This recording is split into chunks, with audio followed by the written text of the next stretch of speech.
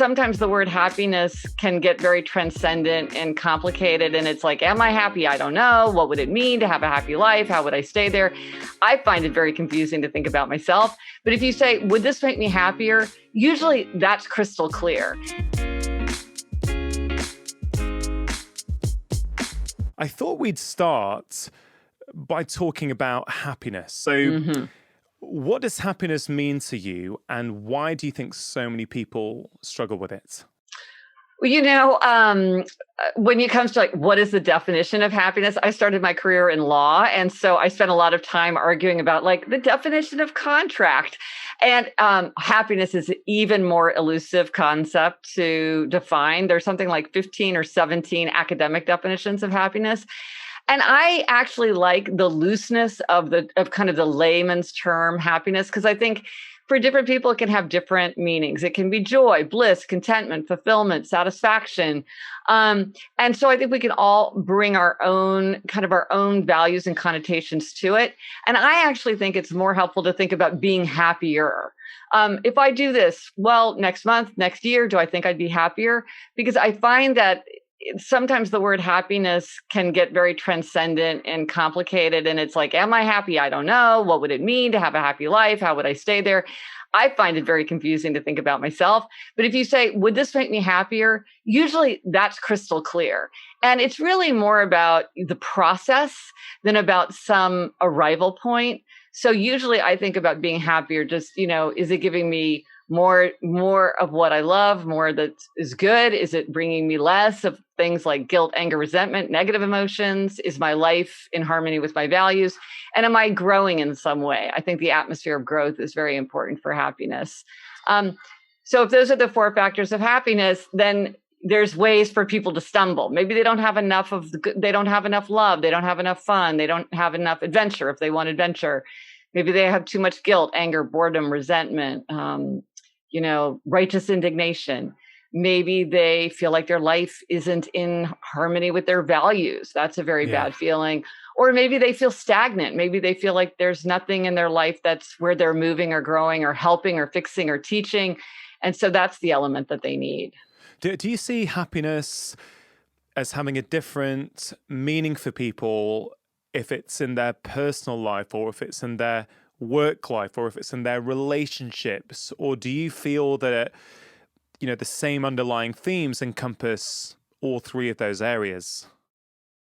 I think it's different in different areas. Different things come to the fore. But I think the basics are basically going to be the same. Like, ancient philosophers and contemporary scientists agree that to be happy, we have to have strong relationships. We have to have intimate, enduring bonds. We need to feel like we belong. We need to feel like we confide. We need to feel like we can get support, and just as important, give support. And that's true at home. And then when they look at who's happy in the workplace, it's the people who say, I have a friend at work. Someone's got my back. I know I can trust somebody. I feel good about somebody, not just somebody I'm joking around with, but a true friend.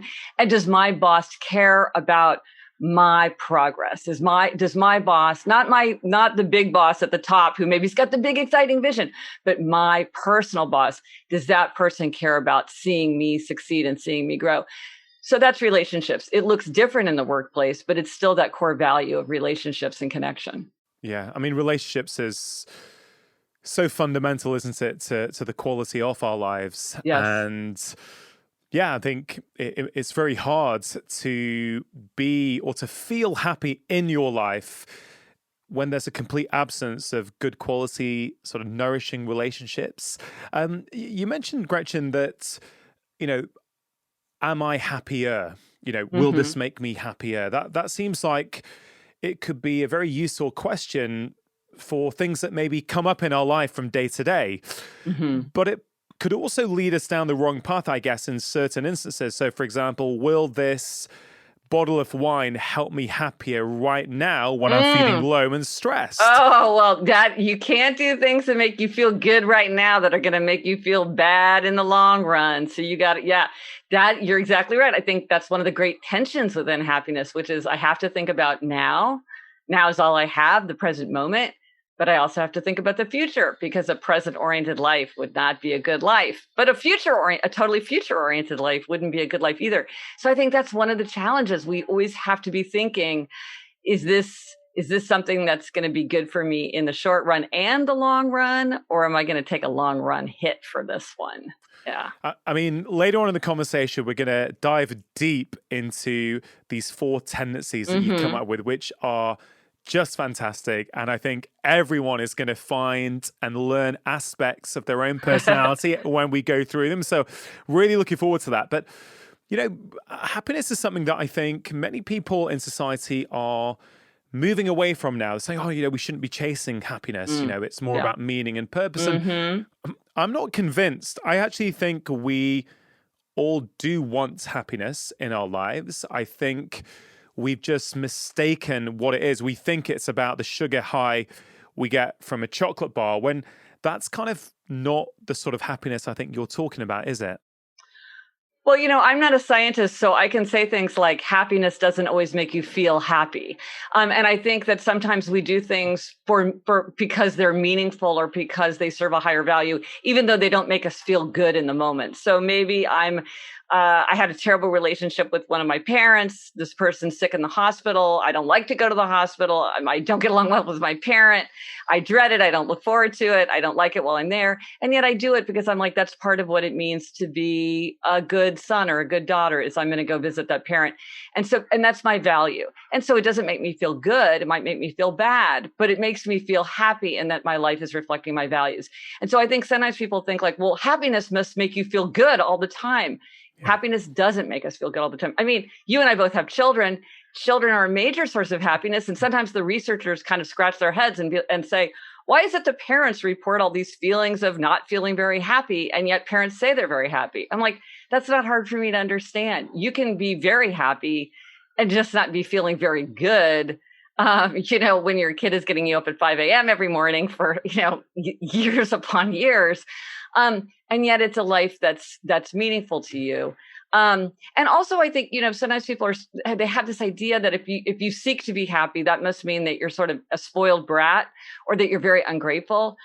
They may feel that with all the suffering and injustice in the world, it's not morally appropriate to seek to be happier. And yet the research shows that when you look at people who are happier, they are more interested in the problems of other people, and they're more interested in the problems of the world. They donate more money, they volunteer more time, they're more likely to vote, they're more likely to help out if a friend or a family member or a colleague or a neighbor lends a hand. It's not like being happy makes you want to drink margaritas by the beach. It makes people think, can't we come up with a better way to distribute malaria nets around here? Like, I think I need to get involved in that, it gives us the emotional wherewithal to turn outward and to think about the pain of the world and other people. Yeah. A few episodes ago on the podcast, I spoke to David and Carol from Stanford's MBA Business School, where they've been teaching a course on interpersonal dynamics called the Touchy-Feely course for, I think, 50, 60 years. We had a brilliant conversation about exceptional relationships, and they were defining the 6 qualities of exceptional relationships. And one of them was saying that you manage conflict productively. And what I feel is so interesting about that in relation to our conversation is that many of us feel that when we've got a brilliant, perfect relationship, there's not going to be any conflict in it. But they're saying, no, it's part of the great relationship. And you're saying that actually to live a life full of happiness means you are going to have some bad days. You are going to feel negative and stressful at times, but that doesn't mean you're not happy in your life. Yes, absolutely. Absolutely. And you can see, to their point, you could see that a happier person probably would be better able to handle conflict because they have a better sense of perspective. They have more energy. They have more sense of calm. And someone who's feeling unhappy might be very overwhelmed and find it hard to manage a difficult conversation as productively. And so you see that, everybody quotes the cliche about put on your own oxygen mask first, but it's a cliche because I think everybody kind of gets it, that if you take care of yourself, then you are more able to take care of other people. And so it's not an either or. I think, we should be, if it's selfish to be happier, we should be selfish, if only for selfless reasons. Exactly. Because it helps us and it helps other people, and those things work together. It's not an either, it's not a choice.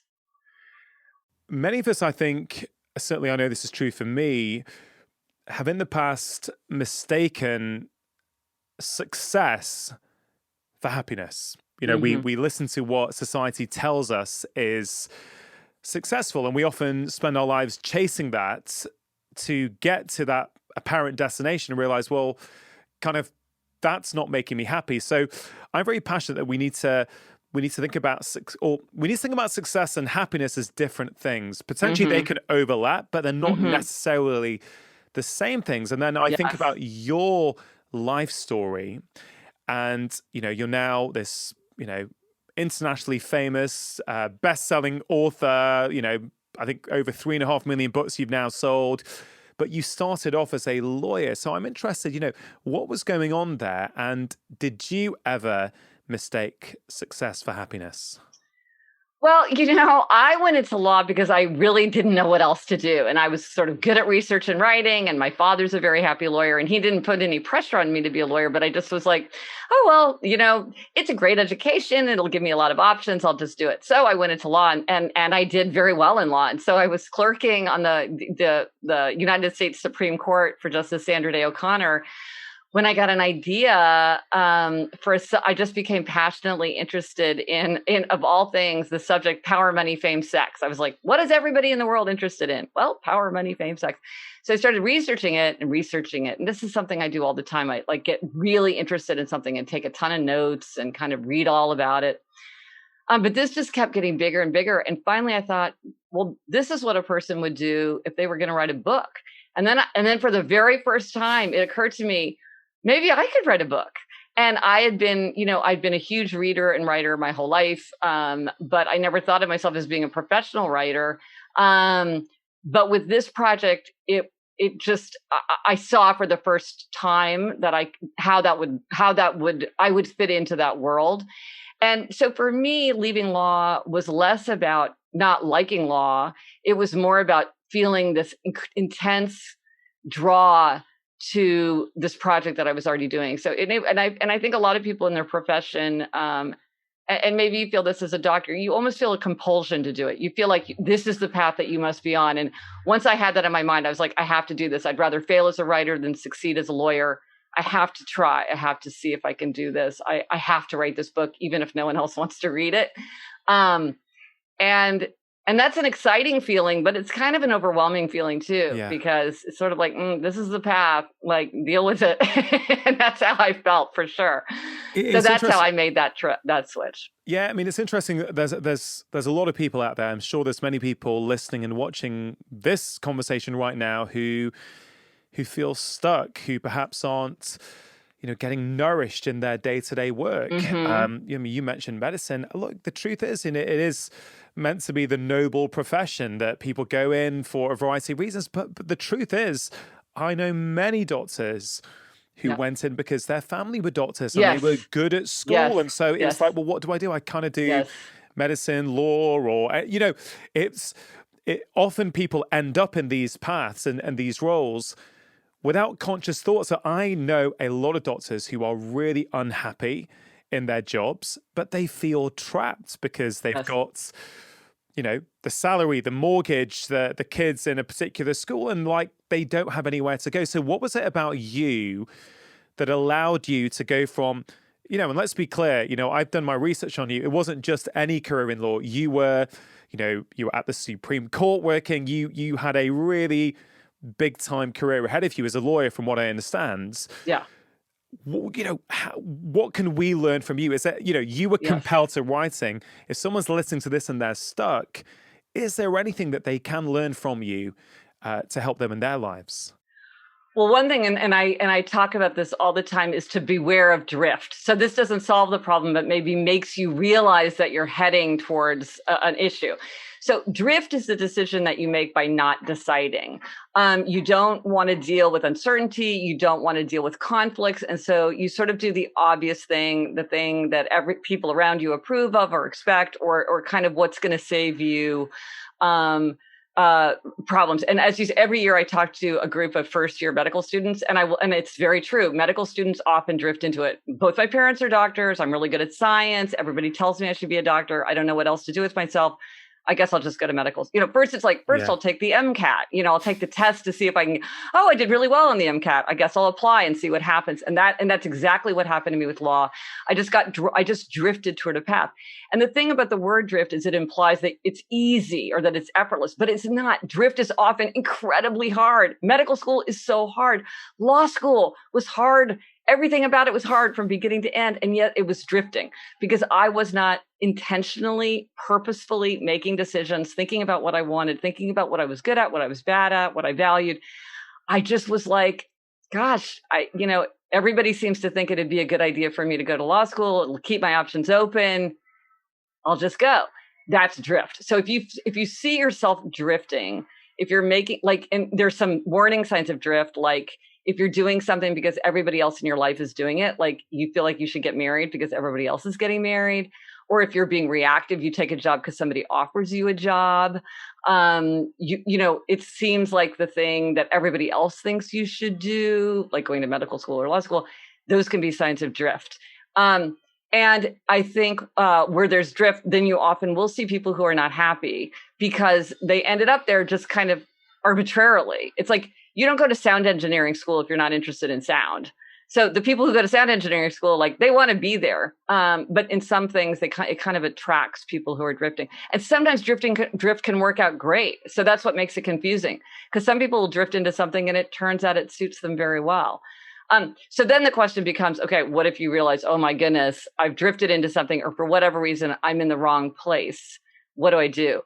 That's a huge question. And I think one thing that is really helpful is to say, well, what do you do with your free time? Because often there are clues in your free time. What did I do with my free time? Did I read law journal articles like all the people who were clerking with me on the Supreme Court? And did I on my lunch hour, did I want to debate fine points of law like they did? No, I did not. I did a great job for Justice O'Connor, but I did, but no more. I wasn't passionate about law like the people around me. In my free time, I was reading and writing. And then when I got the idea for this book, I was reading and writing for that book. So that was a clue. But then there are people where you're like, oh, well, do you spend all your time? Like I had a friend who was always volunteering to do video projects for people. Like, oh, at her children's school, I'll do a video project for you. And everybody would say how amazing they were. And it's like, maybe that's what you should do because that's what you're choosing to do. Your natural inclination is taking you there. And maybe there's a clue for what, you might need to approach it in a different way to make it a professional choice, a work choice. But there might be clues there for the kind of thing that might appeal to you if you're really just puzzled. Sometimes people just they know they want to leave, but they don't know where they want to go. And that's hard. Yeah. I mean, a big theme in what you're talking about is, first of all, awareness. Yes. Simply being aware that you are in the midst of drift. Yes. Even if you can't do anything about it just yet. Self-knowledge. That's so massive. hard. But it's also hard. But it's then, from awareness, it's that intention behind what you're doing. It's as you say, it's that self-knowledge. It's understanding, okay, cool. I'm in this career. I don't like it, but at least I'm aware now. This is why I ended up here. Now with this new intention and this new awareness, let me now take steps, little by little if needed be, to start undrifting and actually get back on track. But, you said your dad was a lawyer. You ended up in law. I'm really interested, does that impact the way you parent and how you talk to your children about what is possible for them, when they grow up? That's really interesting. I've thought about that a lot. And I mean, I think you and I probably both avoid the obvious, which is you've got to go to, you've got to become a lawyer. You've got to become a doctor. That's easy, right? Not telling them what to do. What I try to do is I try to point out to them when I see a pattern. Because I think, you were talking about self-knowledge, self-awareness. Sometimes it's very hard to look in the mirror and see ourselves. And it can be helpful when someone says, wow, you're really interested in blah, blah. Wow, you really have interesting things. You've really thought about that a lot. Or, wow, you've really learned a lot. Like my daughter, one of my daughters just strangely got really interested in kind of period fashion. This was a phase for her. And she was so expert in it. She was 14 years old. She watched innumerable videos. And I was like, you really have educated yourself on this. And I'm just pointing it out to her. You have a little expertise here. I feel like you could go on, public television and like give a little lecture because you really know your stuff, pointing that out. Or you're really good with people. You handled that situation was tricky and you handled that really well. Or one of my daughters really good kind of being being like almost an arbitrator with people. She's very attracted to situations where there's conflict and like she feels like she can play a role. Again, it's kind of a weird thing in a kid, right? And I'm just trying to help her not to say, oh, you should do this, but more like, I see that you're good at this, or I see that you're drawn to it. What do you say? And sometimes they say, oh, no, you don't really understand what's going on. But then sometimes I think they do feel like, oh, I am good at that. Or I'll say, oh, you're using this is an unusual point. You're surprising in this paper. You surprised me. That I feel like that's a really subtle point. Your analysis is really good there. Yeah, I guess I'm really analytical. So pointing out more like strengths and interests more than pointing in a direction, because I feel like, how do we know? I feel like my kids will probably have jobs that haven't even been invented yet. Like, I don't even know what they are. So how could I possibly advise them? But I do feel like as parents, we can help them understand what they're good at, or what kind of like shine a spotlight on that for them. So, and partly then I think they do feel more confident in their abilities when they feel like, oh, he's right. My dad's right. I am really good. I am really funny. People really do kind of laugh at me. I'm good at telling a joke. It's like, yeah, what is that? I'm good. I think I'd be good talking in front of people. I think I could do that well. It gives them that feeling of, I have skills that could pay off for me. Yeah, I love that. It's instead of telling our children what to do, you're just being that mirror, aren't you? Reflecting back onto them. And actually for the long term, that's going to help give them that self-knowledge. Little by little, it's just going to keep giving them that boost of self-knowledge and think, I kind of know that. And I guess the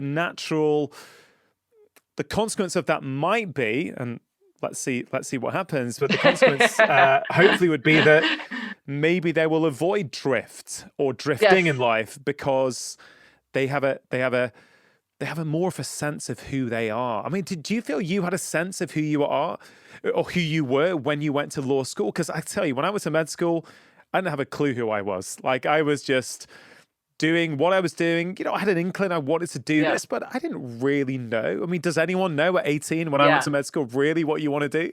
Yeah. In a way I didn't, but I didn't know what I wanted. I didn't know what I was interested in. I had no self-reflection. Absolutely. I didn't. It's kind of surprising to me now, like how little I even thought about it. That's maybe part of why I wrote the Happiness Project. I'm like, I need to stop and like think about the big things in life, because I'm just like really just skating through. But one of the things that I did know, and we can get into this more when we talk about the Four Tendencies. One thing I did know about myself is I was really good at following through with a plan. I knew that if I set myself a big, ambitious goal, even if no one else cared, I knew that I could do it. And I was like, you know what? I'm going to go to the bookstore. I'm going to buy a book called How to Write and Sell Your Nonfiction Book Proposal. And I'm just going to follow the directions. I don't know what else to do. I always just go look it up in a book. I'm going to go do that. And I'll see if I can do it. And people have said to me, well, how did you get yourself to do all that? You wrote this huge thing. You wrote this outline. You wrote this proposal. You had to get an agent. You had to get and I was like, I knew that I might fail, but I knew that I could follow through for myself. So that was something that was very comforting to me. I knew that I could do it. I could execute to the point of success or failure. Whereas I think some people are like, I can't even get myself to even like do enough to even get to that point.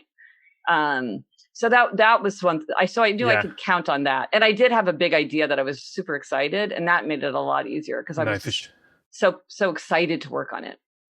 We keep mentioning the Four Tendencies. I'm literally itching to get to them, but I'm holding myself back only because I know once we start, I don't think we'll be leaving for some time, because I'm just buried into that book at the moment. But just before we do that, you mentioned the Happiness Project, and you're regarded as an expert on happiness, and I've said this a couple of times on the podcast before that.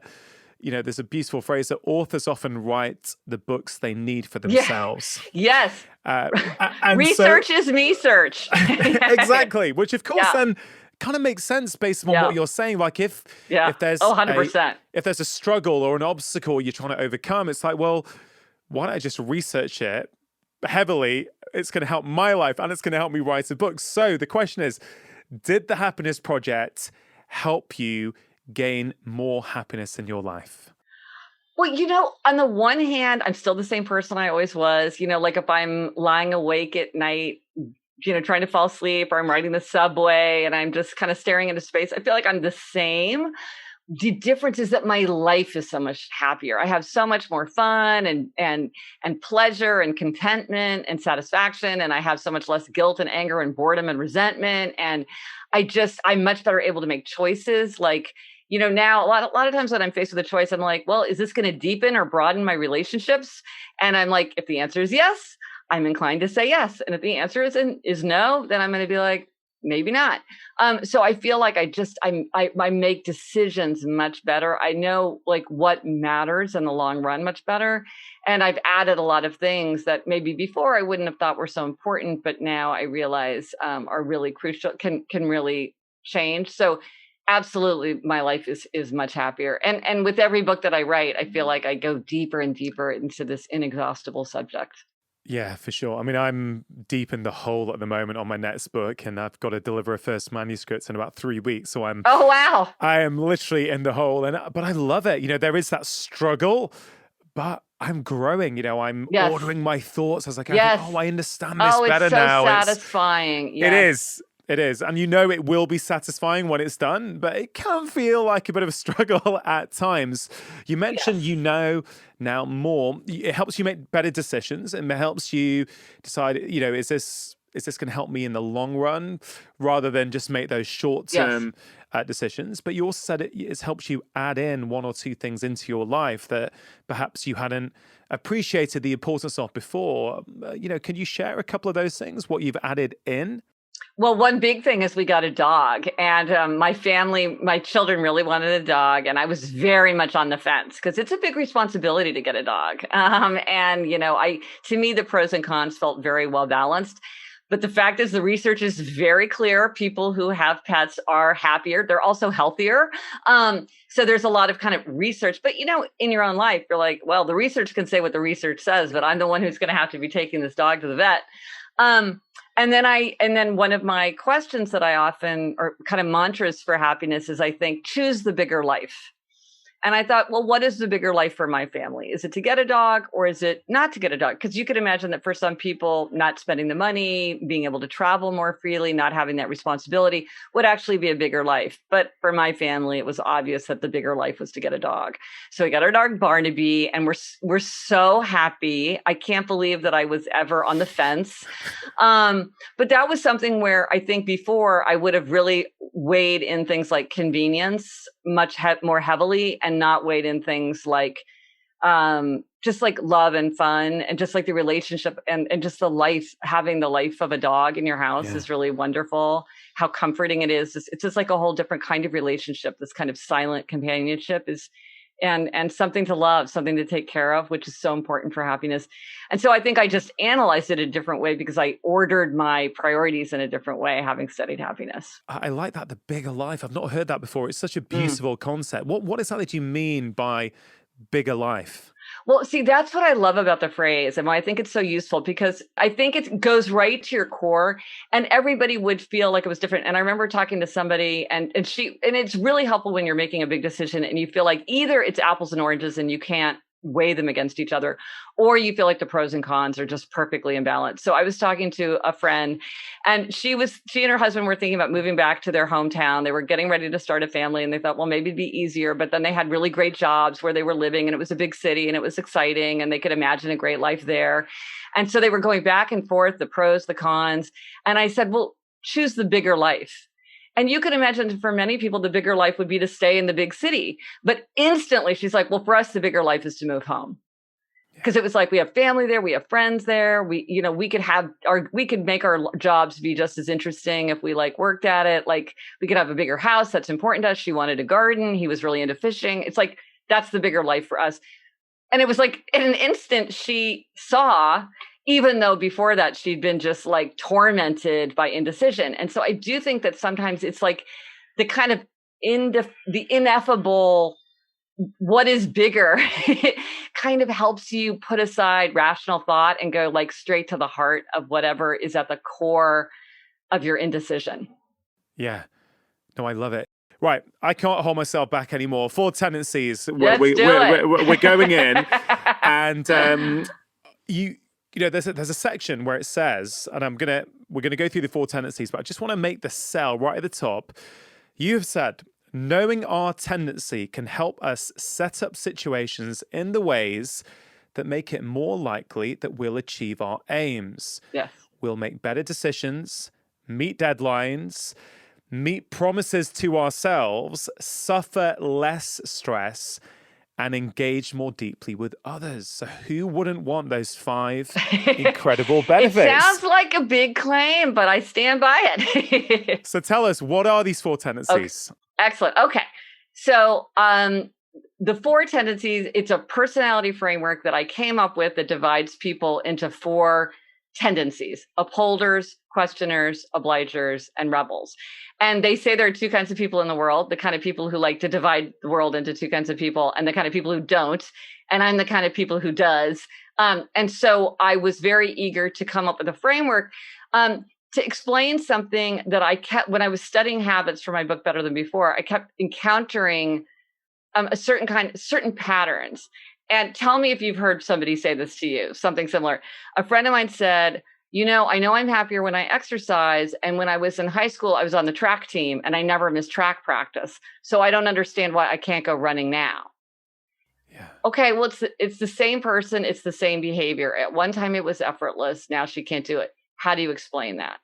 So I was looking at all these patterns about when people did or didn't successfully master a habit.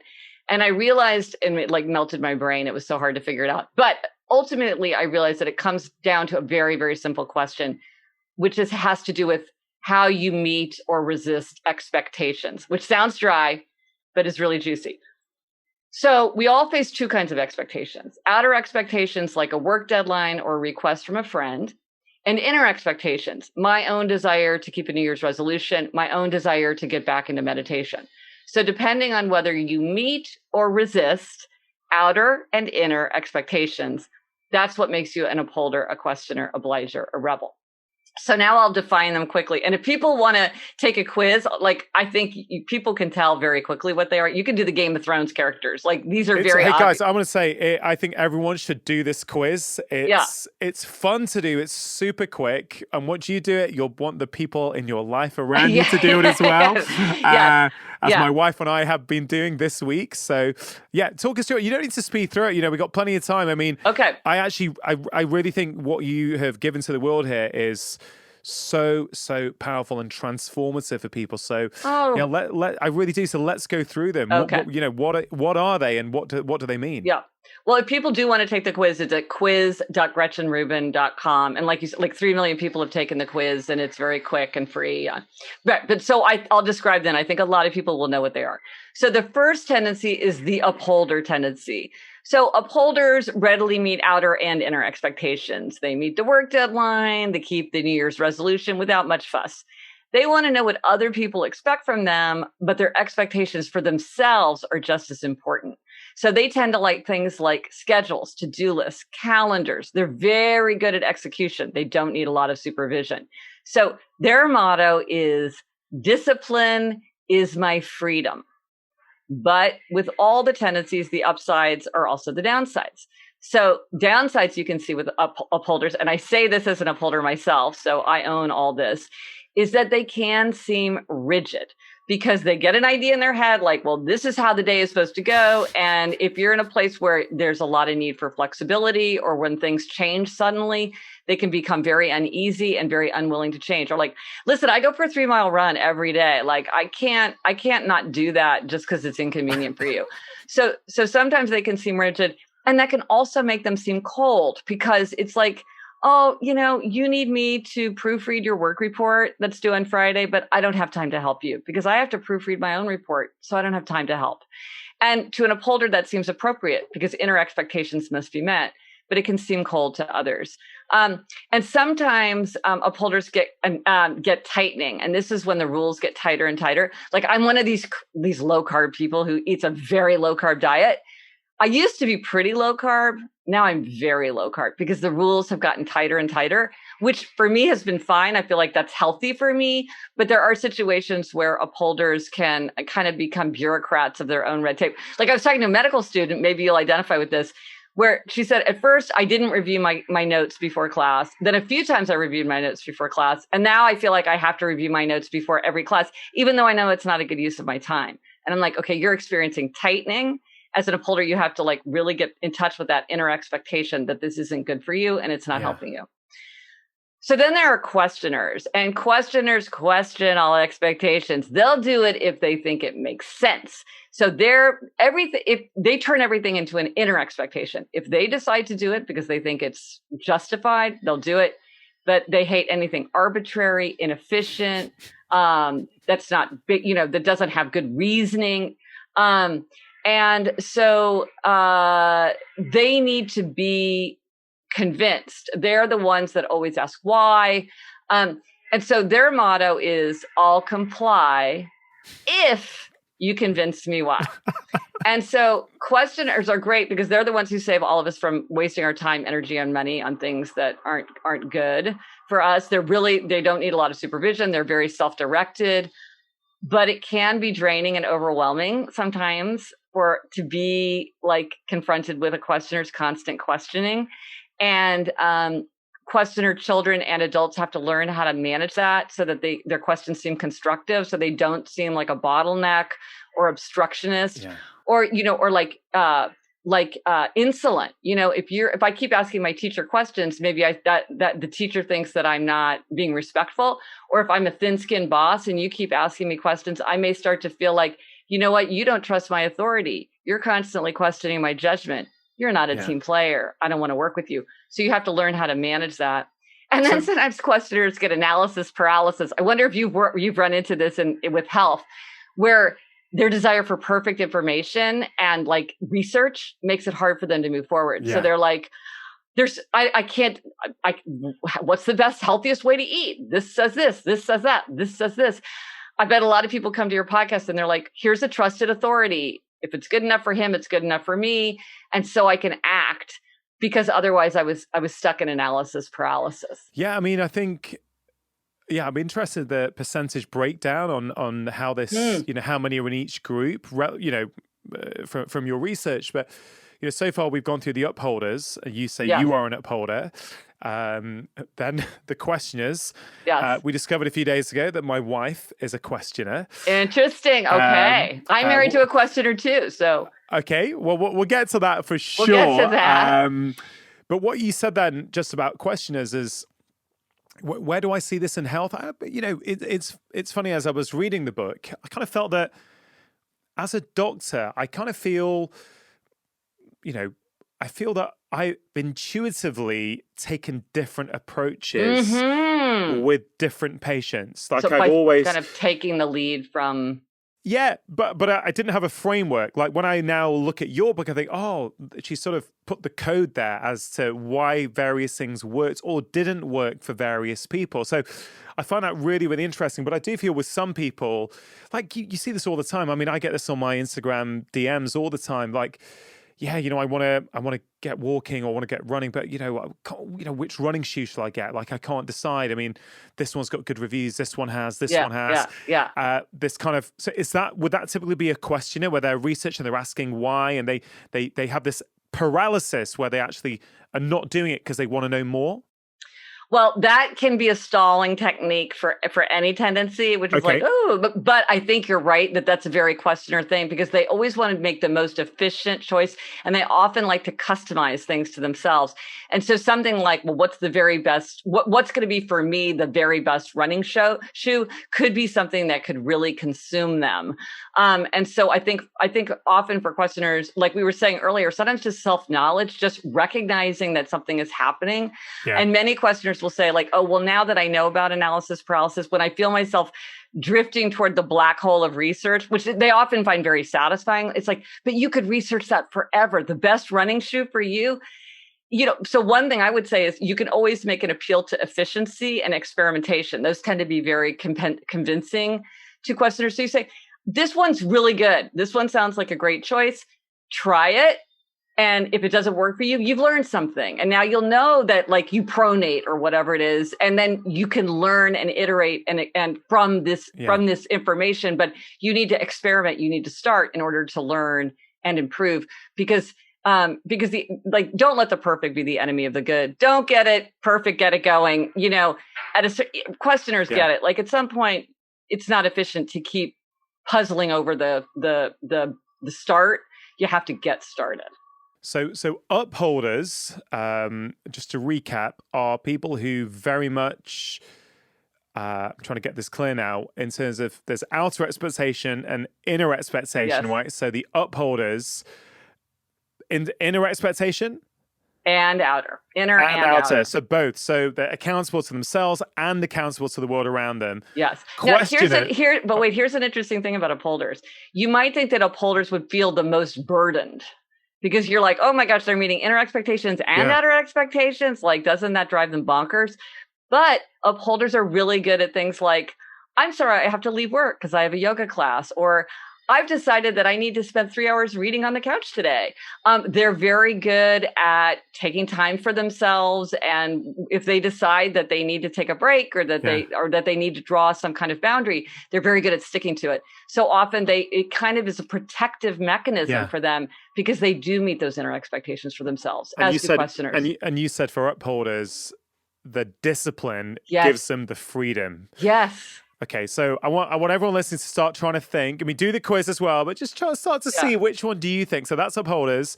We're done questioners, asking a ton of questions, like always trying to meet. They're happy to do something. Once they always are asking, why should I?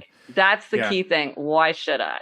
And I'm sure you see this in your practice that some people are like, why 20 minutes? Why in the morning? Why with a meal? Why am I listening to you? Well, you know, where this is particularly interesting for me is, certainly as a way of helping determine the best approach with a particular patient in terms of how to communicate. I kind of feel that's very helpful. But the real one for me is, or the big one for me at the moment is, you know, over the last couple of years, I now have a team of people I work with, which I never used to. You know, I used to just get on with my job as a doctor by myself. But since writing books and having a podcast and putting out a lot of content online, I work with people.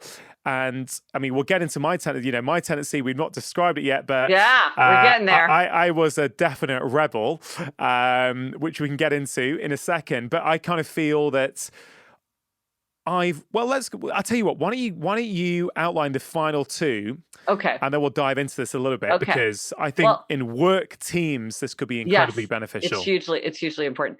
Well, and it's interesting because the two that are left are the biggest and the smallest. So obliger is the biggest tendency for both men and women. You definitely either are an obliger or you have many obligers in your life. And rebel is the smallest. So I'll start with the obliger and then we'll get to your tendencies next. So obligers readily meet outer expectations, but they struggle to meet inner expectations. And the thing about obligers is they are the rock of the world. These are the people who are most likely to come through if you ask them to lend a hand or go the extra mile.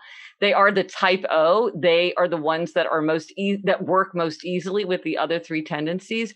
And really the issue with the obliger tendency really falls mostly on the obligers themselves because they get frustrated that they're meeting their promises to everybody else, but then why aren't they meeting their promises to themselves? They get very frustrated. And they can often get discouraged because they think, well, other people can just like get up in the morning and go for a run, or other people can just have a side hustle and get that thing going. Why can't I? What's wrong with me? But the key for obligers to remember is that they need outer accountability even to meet an inner expectation. So if you want to read more, join a book group. Or think of your duty to be a role model for your children of somebody reading all the time instead of watching TV. If you want to exercise more, you work out with a trainer. Again, you work out with a friend who's going to be annoyed if you don't show up.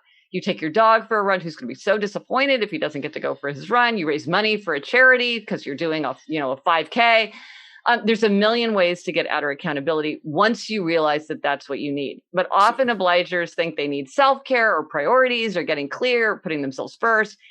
No, they need outer accountability.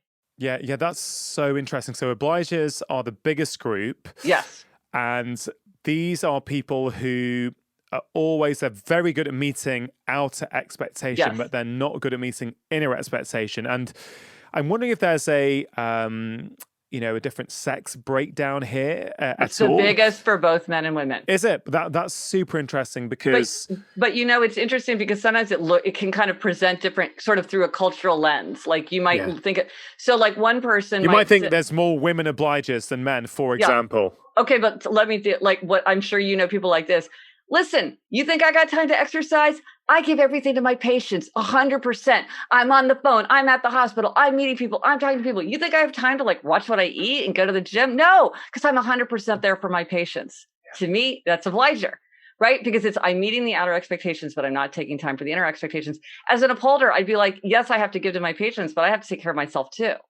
Like to me, that wouldn't be in conflict, or it wouldn't be, one wouldn't matter to the other. They would have to both be attended to. So that's very obliger. So sometimes people are like, oh, I'm such a hardcore. I'm always there for I have a friend where he's an obliger. His whole thing was like, while his son was being born, he was on the phone with a client. And I'm like, yeah, it's obliger. And they're all the tendencies include people who are wildly successful and also big losers. It's all a question of managing your tendency. That's what I loved about this whole concept. You can't really just know from someone. You can't go, oh, they do that job, that role, that's what they are. That's not it. There's complexity there, but there's a beautiful simplicity as well in what you've done, which I think is genius. Actually, it's gorgeous. And what I was thinking about patience there, you said about obligers, because we talk a lot about, if you want to make a change, you need an accountability partner, make yourself accountable. But maybe that doesn't work for everyone, but maybe it works particularly well for obligers where they can't meet their own expectations. But as you say, we'll make the outer expectation work for the inner expectation. And then bingo, you're working with your tendency rather than trying to fight it. I think that's the beauty of it. Right. Well, and then the fact is accountability partners can be actually counterproductive for rebels because they don't like people looking over their shoulders. So they don't like checking in. And so that could be very bad advice for a rebel, whereas for an obliger, an accountability partner could be essential. And then you also want to think about things like, sweethearts and spouses usually don't make good accountability partners because they're too inner. Oh, honey, I'm going to ignore you because you're like me. So then you might have to, and some people are very accountable to things like, if I paid, then I have to do it.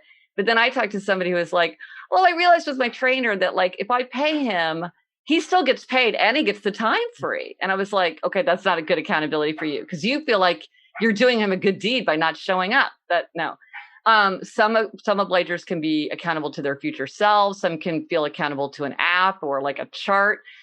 People are really different in what they can feel accountable to. So even with obligers, sometimes they have to experiment, but they're wildly ingenious in how they create outer accountability. It's so fun for me to hear what people dream up to give themselves that crucial accountability. Once they know that's what they need, because once you know that's the missing piece, then it's just a question of okay, how do I plug that in? The problem a lot of times obligers don't realize that's what they need. So they're throwing spaghetti against the wall and doing things that don't have that element to them.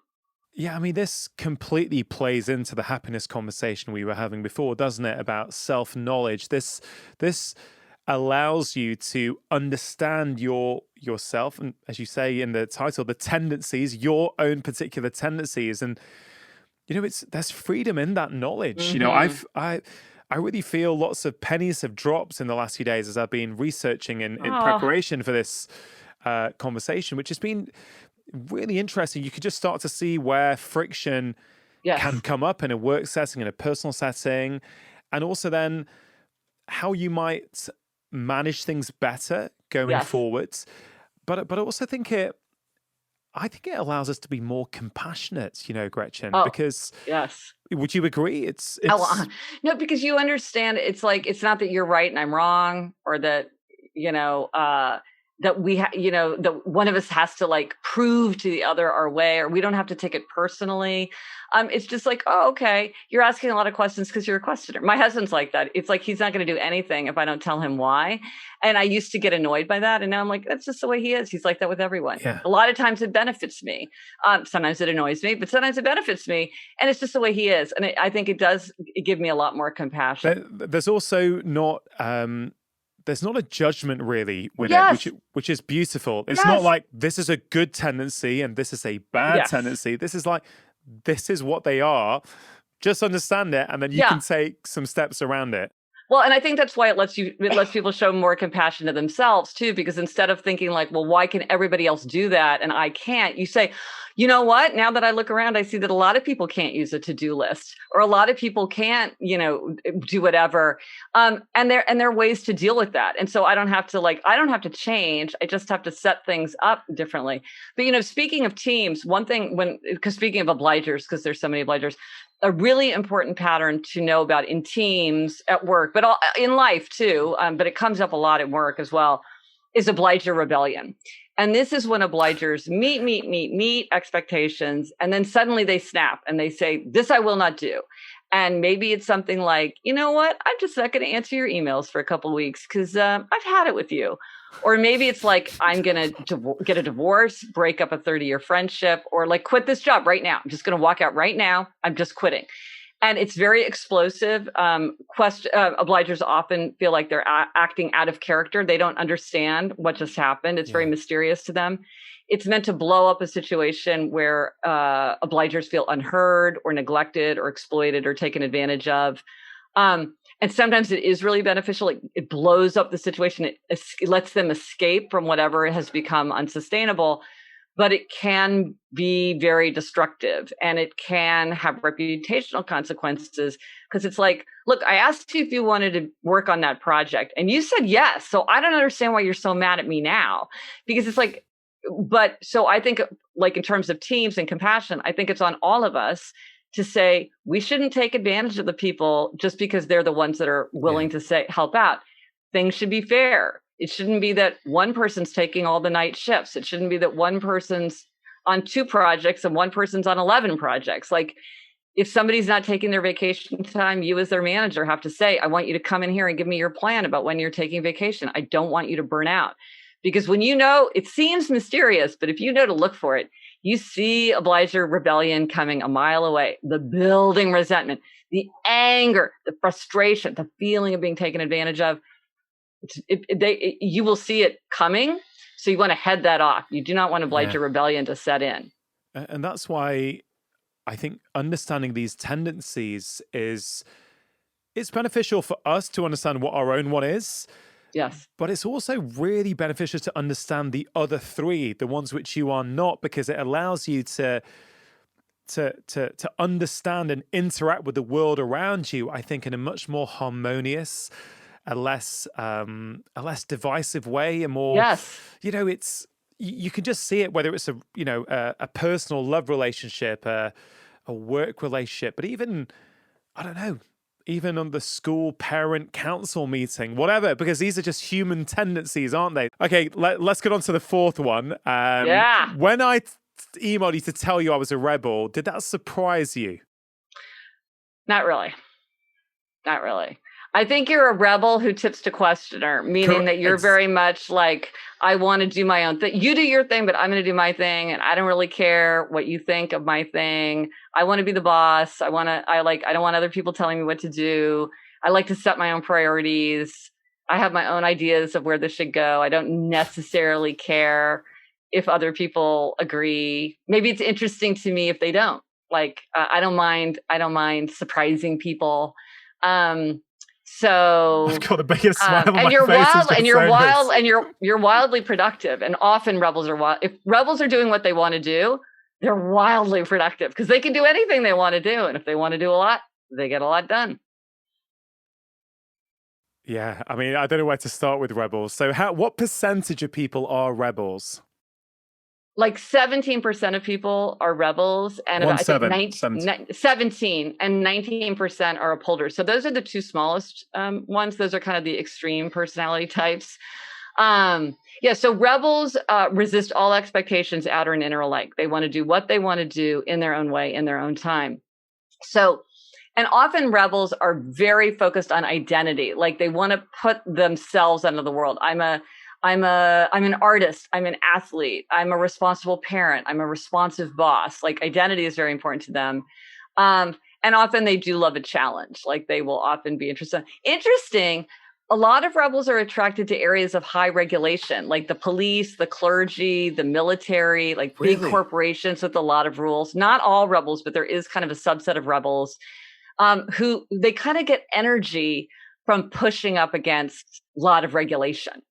They need that to kind of give them, it's like somebody pushing off the side of a swimming pool. They need those rules to push against, but not all rebels do. Some rebels are fine. They just make up the rules for themselves. Yeah, I mean, you sort of picked right. I mean, I feel the quiz spat out rebel as my predominant tendency, and I'm pretty clear from reading that that's what my main tendency is. But I think, yeah, there's a sort of hint of questioner there as well.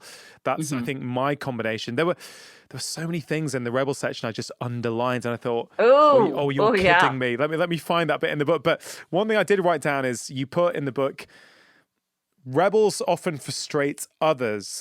Sometimes they even frustrate themselves. Yes. Could you just explain that a little bit? Well, sometimes I'd be curious to hear what you say, but like sometimes rebels, they don't want to follow rules, even rules that they've set for themselves. So like I was talking to a rebel who's like, I just decided I'm going to give up bread. And the next day I ate an entire loaf of cinnamon bread because I'm like, nobody tells me what to do, not even me. And a lot of things that rebels see other people doing with great success, like, people will say to you, oh, get an accountability partner, or just sign up for a class and go every week, or make a to-do list and just march through, from top to bottom. They're like, what's wrong? Like, I can't do those things. Those things like actually make things worse for me. And if they don't understand, like, yeah, those are things that often don't work well for rebels. I never say never with a rebel. They can make anything work if they want. But often rebels often don't like to feel trapped and confined by their schedule. So the idea of signing up for a weekly class might kind of be a turnoff for them. They might be better off joining a big gym where it's like, today I feel like yoga. Today I feel like strength training. Today I feel like cardio. Like, I'm just going to do what I feel like, and I can go whenever I want. And like, no one's looking over my shoulder or telling me what to do. Yeah, I've if someone says, "Go, we put a date in for 2 weeks," like, I don't know how I'm going to feel in 2 weeks. I don't know what I'm going to do that week. There you go. Yeah, so I'm like, and it's in a polder. I'm like, let's get every single thing on the calendar. Yeah, and the interesting thing is, I think I've had to adapt. I think I don't know if this is true for all rebels. I'd be interested as to what you think of this, but if you are a rebel, and of course I don't want to only speak to a certain section of the listenership, but at the same time, 17%, although it's small, it's still, nearly 1 in 5 people are rebels, and therefore you're probably interacting with a rebel somewhere in your life. Do rebels prefer to work by themselves? I think that I've always been drawn to individual sports, because I think it's sort of, it's down to me. If I do well, it's because I showed up, I did the training, I performed when I needed to. Whereas team sports, I'm never really, it's like, then you've got to kind of rely on other people and you don't know. Fascinating question. Gosh, I wish I had the big data on that. Like, like a rebel's not drawn to teams. Well, also there's just a lot more having to do what everybody else is doing. But I'm also a people pleaser, or I have been. Where does that fit into this? Well, see, the thing is like the tendency is kind of it's significant, but it's very, very narrow. It doesn't tell you. Sometimes people are like, "Oh, all rebels are creative, or all questioners are scientists." No, all it tells you is if somebody asks or tells you to do something, how do you respond? So it doesn't tell you how introverted or extroverted you are, or how adventurous you are, or how curious you are, or how scientifically oriented you are, or how analytical you are, how smart you are. It doesn't tell you anything, and it doesn't tell you your values, because values have a huge effect on how a tendency comes out into the world. Yeah. So if you have a rebel who's highly principled, who really has ideals for themselves about what they do and how they behave, and that's their identity, well, they're going to behave very differently from a rebel who really doesn't care about what other people think or how other people feel. And so the values make a huge. So what I would say to you is you're a rebel, but that's a big value to you. Like getting along with other people, cooperating, like good team, good relationships with other people, being like playing the vital role in your own family, being a good friend. This is a value that you are choosing to live up to. But that's not necessarily part of being a rebel. It's just an aspect of your nature, and it's kind of coming out through your rebel side. Maybe there's a subsection. Maybe I'd like to think of myself as a compassionate rebel. Sure. Well, absolutely. Yes. I think many can. Yeah. I think rebels sometimes, I worry that people kind of have a bad association with rebels, and they really shouldn't, because it's, there's outstanding principled, I think one of the themes that underpins this whole concept of tendencies is that the strengths are often the weaknesses. Yes. It just depends on the setting, right? Yes. And so where are you in the world? Yes, exactly. It's super interesting, and I guess these things will show up in different ways in different relationships, but potentially. Staying on rebels for a moment, there's a couple of things I found. Well, there's more than a couple of things I found fascinating, but there was something about rebels don't really like being told what to do, and I've noticed this. Like if I get a work email, careful how much I reveal here, but let's just go for it. In the spirit of vulnerability and honesty, let's just go for it. But I kind of feel if someone is putting pressure on me and saying you have to do this way in an email, I don't think I consciously was aware until I read your book that, you know what, I push away. I won't read that email. I'll read it and I won't do anything with it. Then I'll end up forgetting about it because it doesn't penetrate the shield. It doesn't get through where I actually go, oh, I need to do something here. I feel I repel back when I feel there's pressure being put on me, but I can withstand huge amounts of pressure that I put on myself. Yes. I can crank it right up and deliver. So is this something you see with rebels a lot? Yes, absolutely. So what you're talking about is when people accidentally ignite the spirit of resistance, just from the way that they're phrasing things or whatever, they can ignite the spirit of resistance in rebels. And this is why if you're dealing with a rebel, it's really, really helpful to know. Like I work with a lot of rebels, and I will absolutely write an email differently when I know that I'm writing to a rebel. Like the rebel told me that he got an email that was like, it was like titled "Read Immediately," and he deleted it without opening it because he's like, you know what? No, I'm not going to do that. But so with a rebel, with a rebel, I'm always like, hey, this is something that seems like it could be fun for you, and it would work. And I think it would be great. I think it would work for you if you feel like it. Like, let me know. So it's always much more like this would be good for you. This would be something you would choose. If you choose, when you choose, how you choose. Yeah. And to stay away from, because you can very accidentally say, oh, well, you have to do. I mean, this comes up with doctors' orders. Somebody was saying that her father was a rebel, and he never took his medication. Then he started taking his medication, and she said, I'm so glad to hear that you're finally following doctor's orders. And he's like, you think I'm doing it because the doctor told me to? And he stopped. Right. So you don't want to accidentally trip that spirit of resistance. It's always like, it's what you choose. It's what you want. Also, it's like, it's the consequences. It's like, let them experience the consequences, whether it's good or bad. And just because once they decide, oh, I don't want these negative consequences, then they're absolutely able to follow through. Just like you're absolutely able to crank out the work when you decide, this is what I want. This works for me.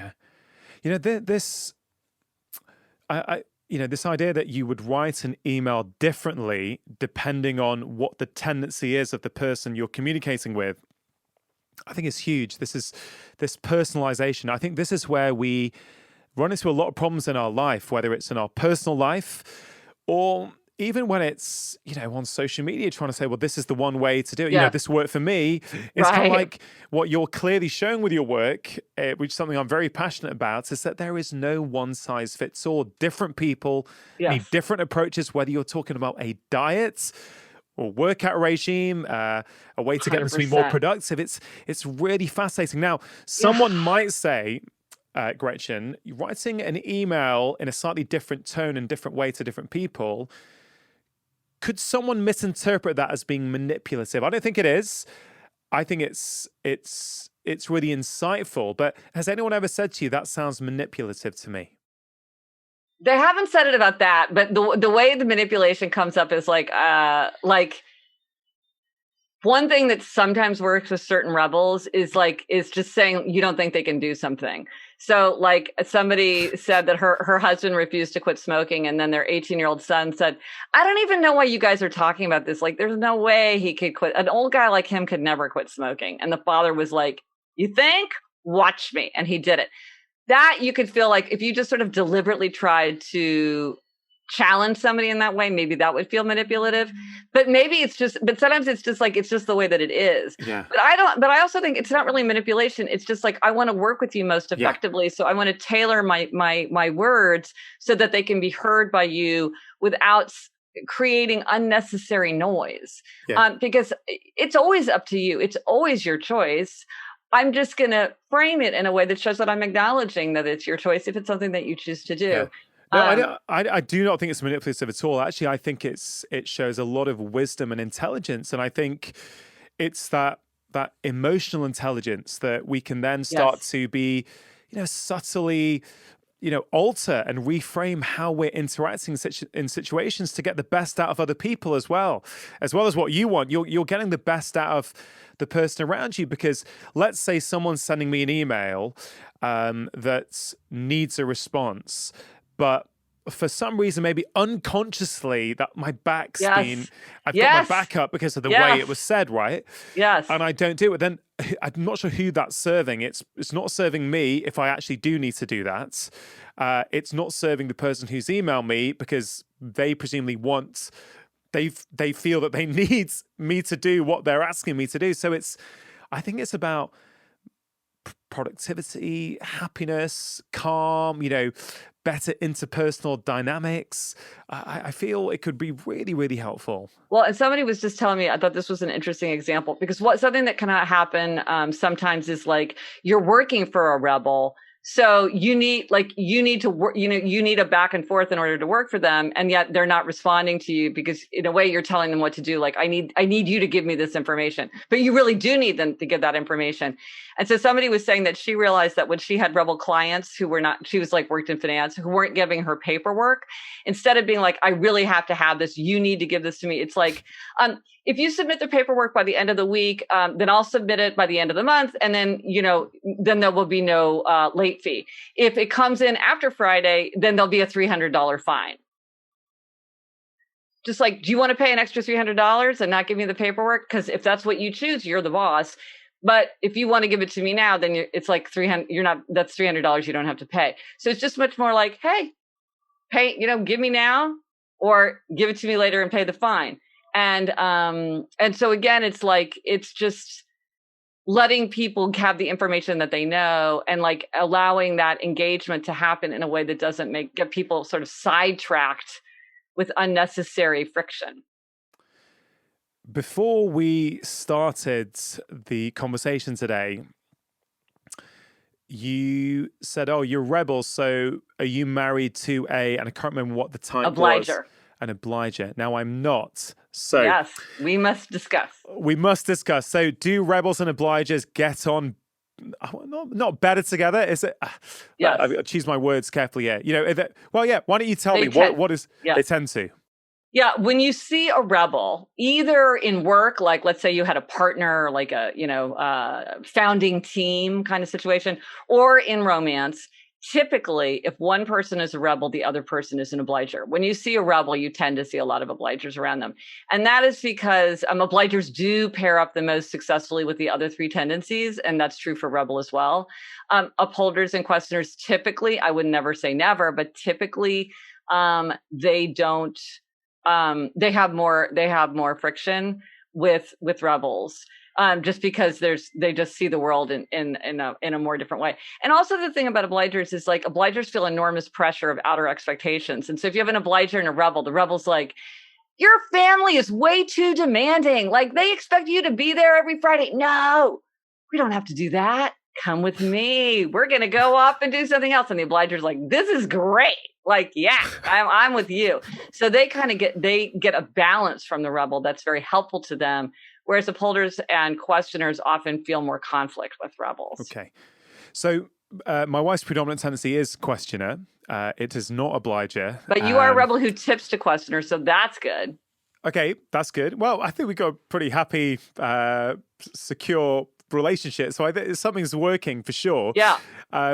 Now, I was obviously, as we all are when we go through these, we're fascinated about ourselves, we're fascinated about the people around us. And the questioner section was incredibly fascinating. There was one part of it where you were saying, well, the interesting sort of paradox with questioners is that they love to ask a lot of questions of others, but they don't like being questioned themselves. Oh, my husband, does your wife do this? I think that's fair to say. I think she doesn't like being asked many questions by me, and I'm a rebel. I've got a questioner tendency, so I do ask a lot of questions. So, yeah, I really don't think she likes it much, and it can often be a slight source of friction between us. But I think it won't be anymore now that I know that that's just a tendency, right? I mean, with my husband, it's so pronounced that even before I came up with the tendencies framework, we had a joke, and it was called Y2K, no, N2K, and it was need to know basis, because my husband he only answers questions on a need to know basis. So I'd be like, what time are we leaving for brunch? Later. What are you making for dinner? Food. I mean, seriously. And I used to think he just did it to sort of... This is true for me as well. There's no question. Right? I thought he was just teasing me and just driving me crazy because he thought it was funny. And it was just like, why are you doing this? It really annoyed me. And then there was one day I had one of those boring bureaucratic forms to fill out. And so I was starting to fill it out, older than I am. But I didn't know his work address. He had just gotten a new job. So I called him up and I'm like, Jamie, what's your work address? And he's like, why do you want to know? And I'm like, can't you just answer a question? Like, why does everything have to be a discussion? Just like, obviously I have a reason if I'm calling you it's not idle curiosity. But then I'm like, you know what? He's a questioner. He's not going to do anything unless he needs to know why. And so I should have said, Jamie, I'm filling out that boring bureaucratic form. What's your work address? And then he would have told me, because he's understand why I'm asking. And so for us, it's massively, increased my lack of annoyance with him, because I get where he's coming from. And so if I said something to him, hey, what time are we leaving for brunch? Because I'm wondering if I have time to work out. Then he would answer me. Yeah. I don't know how does this show up with your wife? Well, that phrase you used, I can't stop thinking about. It's increased my lack of annoyance. It's decrease my annoyance. Yes. Now I thought, and I'm going to guess that's on some level must have contributed to increased happiness, right? On some sort of base level. No, that need to know basis. That absolutely reminds me of something I said to my wife in the early years of our marriage. I can't remember the exact words, but it was kind of like, yeah, you're quite sort of, exactly giving out a load of information. Yes. It's like, it was like very much need to know basis. Yes. And you're like, can't you just like give me like a backgrounder on this? Like, what is going on? It's like, why you're just feeding me dribs and drabs. We've always put it down to her. She used to be a criminal barrister. So I was like, she's very particular and careful with her words. And I've always said, if you will only use 4 words if 4 words is necessary, well, I'll use 40 if I can. Yeah. Well, it's probably that too, but I mean, it is funny how often people say that is, and it's ironic. Like everybody gets why it's ironic. The questioners don't like to answer questions, but often they will say like they feel like they do so much thorough thinking about things, they don't want to have to explain their reasoning or have their judgments questioned. I feel like sometimes my husband's like he doesn't want to tell me because he doesn't want to like have to argue with me about whether the decision should be different. Or like explain why he did what he did. He's just like, I'll just tell you when you need to know, and then then we could just go do it. But it's funny, right? When you see these patterns, it's really striking. It's, Gretchen, I think I've already mentioned this, but there's freedom in knowing. There really is. I think it is that self-knowledge about us and the people around us that can, going back to happiness, relationships are such a big part of that. How many of us have friction in our personal relationships, our professional relationships? It's every day, all of us face some sort of friction, or many of us do. And I really feel this framework really gives us that compassionate understanding that actually, you know what, we've all got slightly different tendencies. We all like to interact with other people and expectations in subtly different ways. So if you know that, you can do something about it. But if you don't know this stuff, you can literally be banging your head against the wall, getting frustrated that Yeah. somebody else doesn't see the world in the same way that you do. No, and I think that's exactly the problem. And I mean, I certainly did this for a long time until I understood this framework myself, which is that you assume that what works for you will work for everyone if they would just like deal with it, because you think, well, as an upholder, I would say to people like, well, I don't need to be your babysitter. Do your own work in your own way. Like, that's not helpful for obligers, or questioners are like, and maybe you see this in the medical profession. If I just give you more data, then you will quit smoking. If I give you so much information about how important it is for you to take your medication, then you will. And it's like, that doesn't work for everybody, right? And we know it doesn't work for everybody because clearly it does not. And as rebels, it's kind of like, just you do you. Once you get clear in your mind about who you are and what you want, like your actions will follow. And people are like, no, it won't. And so a lot of times I think the tendencies we get in each other's way because we try to convince each other, or we try to deal with each other in the way that would be right for us. And sometimes that just doesn't work very well, even though it's extremely well intentioned. It's just not effective. It almost feels that it should be mandatory for leaders and companies and managers to understand this stuff, because it could probably reduce conflict and increase productivity for so many different people. Like, to make it really specific, okay, so we've spoken a lot about individually what we might be, and hopefully throughout this conversation, people will start to see some of their own tendencies through what we've been discussing. But what about the next stage of this conversation to help people when they have to interact with someone who is not of the same tendency as theirs, or actually maybe it's hard to interact with someone who's of the same tendency as well, potentially. But let's go through it step by step. So let's start with rebels, because I'm slightly biased because I do have the rebel tendency. If someone is around a rebel and they want to get the best out of them, or sort of interact with them productively and harmoniously, what strategies might they adopt? Well, they would want to make sure that they keep in mind the rebel values of identity, freedom, and choice. And so whenever you're talking about something, you would want to put it, like, you might think about putting it in terms of identity. When you don't come to the weekly staff meeting, it makes the staff feel like their boss doesn't care about their views. Okay, well, that goes to my identity as a good boss. So maybe I do want to come to the meeting because I care because I want to be a good boss. That's who I am. So you could talk about identity. Another thing that can work with rebels is information, consequences, choice, which is when you tell them the information they need, the consequences of their action or inaction, and then you just let them choose. So you could say, we have this weekly 10 a.m. staff meeting on Wednesday that you haven't been coming to. And do you know what we do at the weekly staff meeting? All the people who are in the meeting, we take the good projects for ourselves, and we leave the boring projects for the people who aren't in the meeting. So the meeting is at 10 a.m. on Wednesday. It's like, right. Or you could see this in the medical profession when you're like, oh, you've had the surgery and we know very well what to expect from the surgery. The people who do their follow-up exercises, they get off pain medication. They don't need a cane or wheelchair. They're very independent. They don't need help, getting dressed or moving around. They're traveling. They're just like doing anything they want. People who don't stick with the regimen, well, they're stuck on pain medication. They're dependent on others, like for their basic, just living. They can't really travel, like they can't like climb the stairs or get on the plane. So, they're really kind of stuck. Drop mic, right? No nudging, no encouraging, no badgering, no, it's just like, what do you want? And then you can be like, oh, here's some pamphlets if you're curious or whatever. And then you just let them choose. So with a rebel, and you just want to make sure that they understand, like, this is up to you. This is what you want, whatever way you choose. And another thing with rebels is they like to do things in their own time. And so if a rebel is like, hey, it's 2 a.m. and I feel like cleaning out the basement, don't say, oh, honey, why would you do it now? Let's do it in the morning and I'll help you, or something like that. Because in the morning, they can be like, yeah, I don't feel like cleaning out the basement. It's like, let them just do it when they want. Don't get in their way. A lot of times with rebels, other people get it.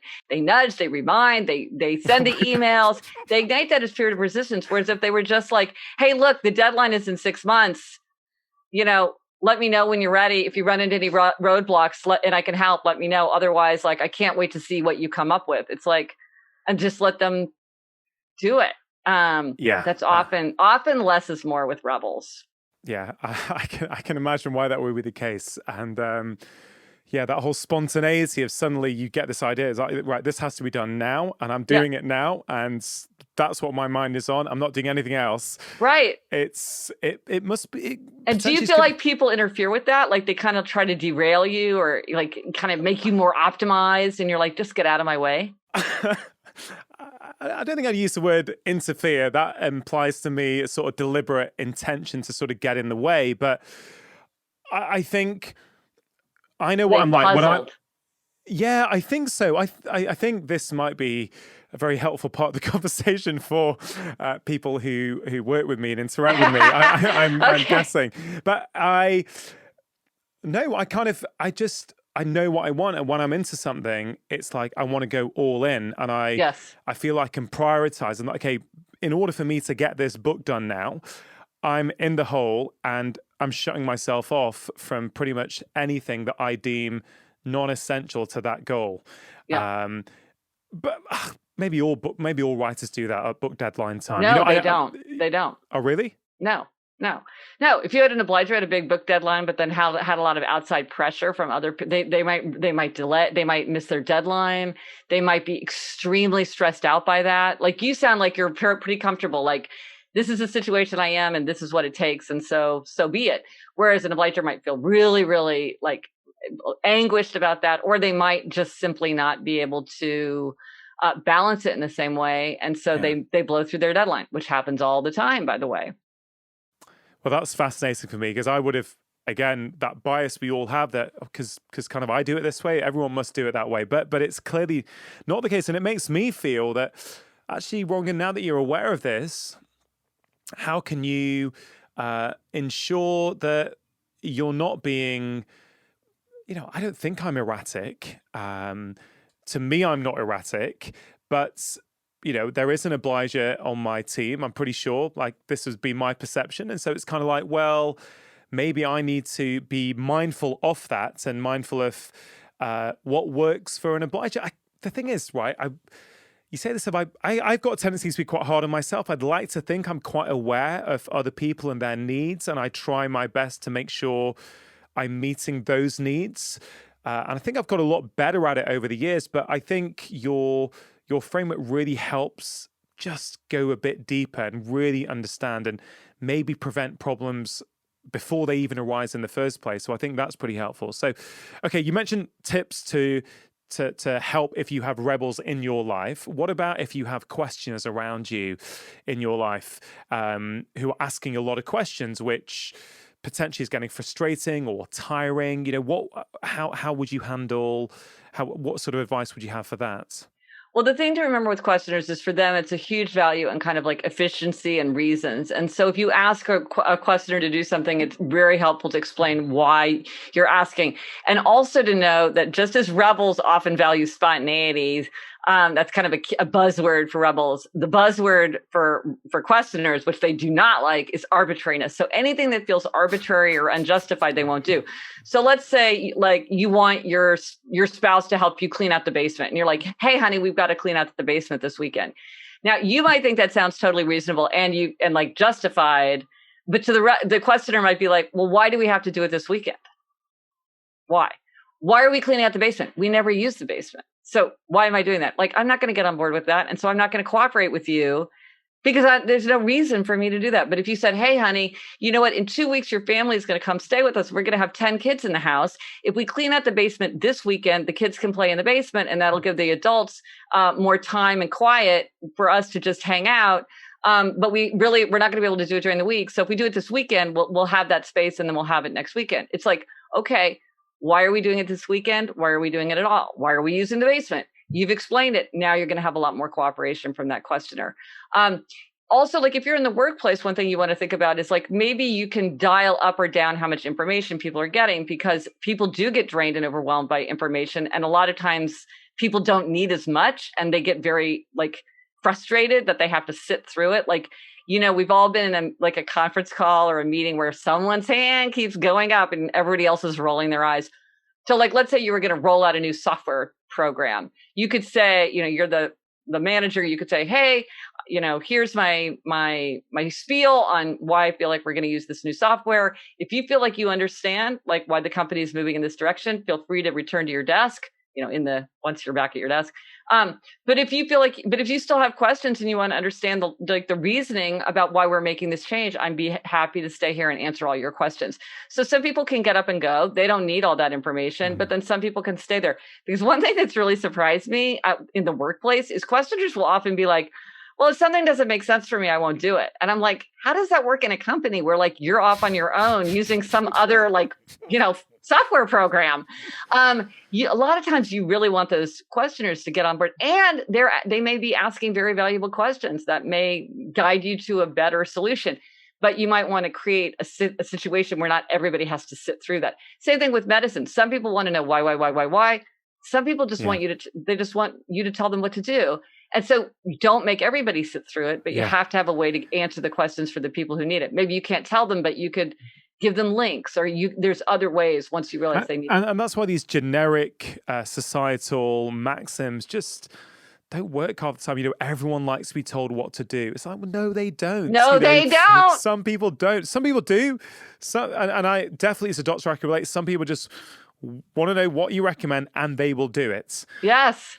Other people, no chance. They want to, and that's completely fine with me as well. It's always fine. It's like, okay, cool, no worries. If you need to know more before you want to engage, go for it. I imagine questioners, I know this from chatting to some of my colleagues, that they often get frustrated when patients ask loads of questions.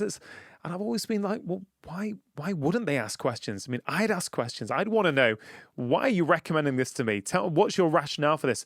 Why is this better than that approach? Do you know what I mean? But yes. I think all the healthcare professionals should have some degree of this training to understand that you need to, articulate your advice to people in different ways depending on their tendency. Yes. Not how you deliver it, but how they hear it. But, to your point about like how an email, like the way an email is written can just kind of like get your back up. This can happen with questioners when people won't answer their questions, and it can be really life-changing. And I thought a very sad story that I heard was from a questioner friend of mine who, when he was young, he loved to play soccer, was on a soccer team for years, played the goalie, and they got a new coach, and he went to the coach, and the coach had like this whole like, okay, this is what we're going to do, for to work out. And he went to the coach and he said, I think I should have a different routine because I'm a goalie. So, I should have a set of specific goalie exercises, right? So what do we hear? Customization, right? Very, very questioner. And the coach said, I'm the coach and everybody on this team does the same workout. So the guy quit because he's not going to do something just because a coach tells him to do it. It doesn't make any sense for a goalie. But if that coach had taken 5 minutes and said, hey, I see why you might think you need special exercises, but I have studied the training schedules of all the top soccer teams. And what I found is the same skill set works for every position, cardio, speed, whatever. And the kid would have been like, cool. Just wanted to know there was a reason for this. Just tell me why. I know you thought this through. Now I respect you, coach, even more because I know you're doing the thinking. And it derailed his whole, he never, he dropped out of soccer. This could even help us parent, right? In terms of how we interact with our kids. And this is, I'm fascinated as, we've not gone into the nature nurture conversation yet, which I hope to towards the end of this conversation go there. For children, do they have these tendencies? At what age are they?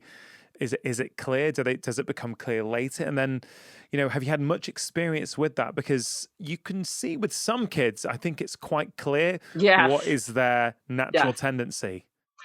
Yeah, it is sometimes harder to tell with children because, they're not autonomous in the way that adults are. So it can be hard. With one of my children, she was really in college before I was absolutely sure. Usually you can get it down to 2, but it's not clear which one of 2. But then with many children, like you say, it's obvious from a very, very young age. I mean, I hadn't even come up with the framework when my younger daughter was little, but looking back, it's crystal clear to me that she was an upholder from the first minute she could talk. I can think back to things, and I'm an upholder myself. And I think usually we're better able to spot our own tendency because we kind of get it from the inside. Yeah, sure. So I really do believe in the genetic roots of personality. And I think this is part of what's hardwired. I think we bring these into the world with us. And of course, time and experience and culture and all that will shape how it comes out. But I do think that this is something that, it's not your birth order or, what country you live in or anything like that. Yeah, I mean, it's fascinating. I guess my natural perspective on that would be, I guess, which is where a huge interest of mine is these days, is the kind of emotional baggage we pick up throughout our lives. What happens to us in childhood? What are the stories we tell ourselves? And therefore, sometimes I feel some of our personality traits are almost adaptive mechanisms to get us through. Yeah, exactly. I think, like with many things, there's a genetic predisposition, and then our environment can really determine how that gets played out. So, I don't know the answer.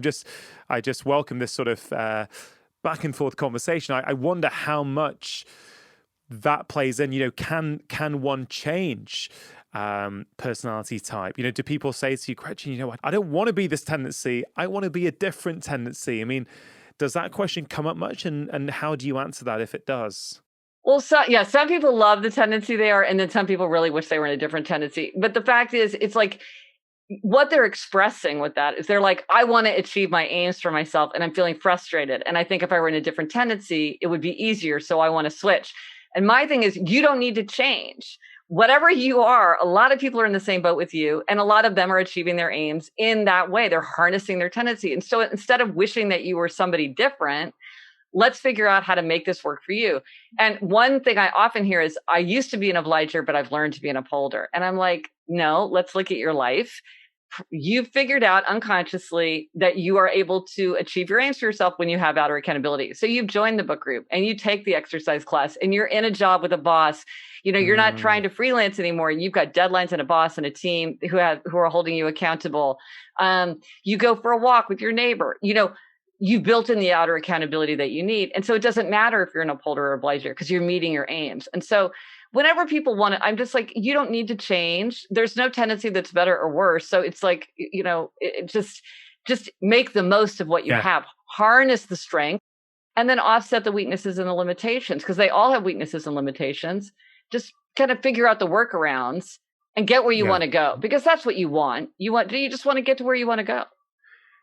Even if you could change, it's going to take time to change. Oh, it could, yeah. And B, I think, well, whilst you're going through that process, why not make your life a bit easier and more productive and more friction-free whilst you're going through that? So I think whichever way you cut it, whichever way you want to argue it, it's like, it's still kind of worth knowing about, so you can take steps to mitigate. Yeah, because it's much more like within your reach.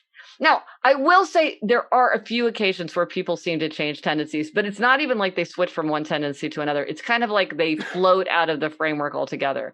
This is rare. It's when people, maybe they went through some gigantic, life-altering, life-threatening transformation, like they had a brush with death, or they had a very serious struggle with addiction, or they're taking medication that is truly changing the way that their personality is coming out into the world.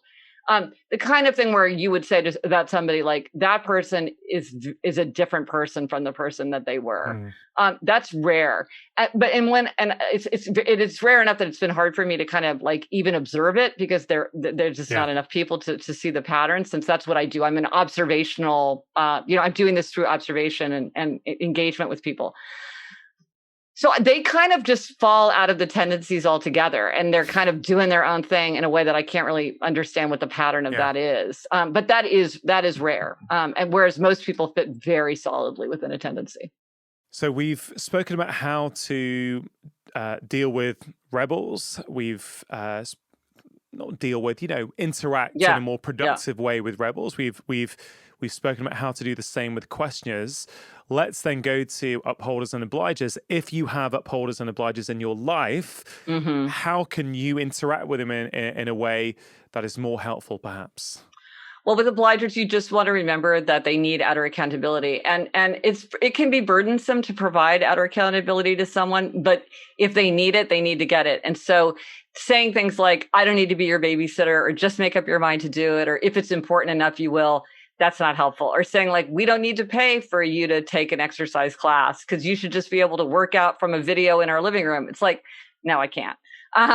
So if people are seeking to get accountability, you want to help them get it. Even if you can't provide it, maybe you want to help them like puzzle out the ways that they would get outer accountability. And you certainly don't want to persuade them that they don't need it. Sometimes obligers are sort of told like, well, these are the training wheels and maybe you'll do it like this. And then at some point that you won't need all this outer accountability.